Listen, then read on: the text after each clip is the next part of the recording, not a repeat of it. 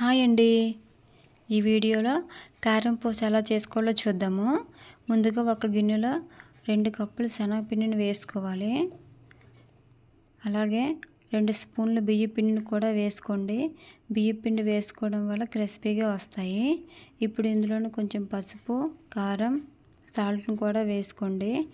పిండి అంతా నీళ్ళు వేసి బాగా కలుపుకోండి. ఇప్పుడు జంతిక గొట్టంలో ప్లేట్స్ ఉంటాయి కదండి, అందులో చిన్న పూస ప్లేట్ పెట్టుకోవాలి.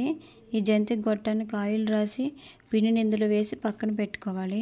ఇప్పుడు ఒక కళాయిలో ఆయిల్ వేసి ఆయిల్ మరిగిన తర్వాత జంతిక గొట్టంతో కళాయి అంతా ఒకటే పెద్దగా వేసుకోవాలి. మంటను మీడియం ఫ్లేమ్లో పెట్టి వేయించుకోవాలి. కొంచెం రంగు మారాక తీసి పక్కన పెట్టుకోండి.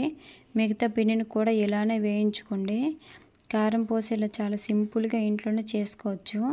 ఈ రెసిపీ మీకు నచ్చినట్లయితే ఒకసారి ట్రై చేసి ఎలా వచ్చిందో కామెంట్ చేయండి.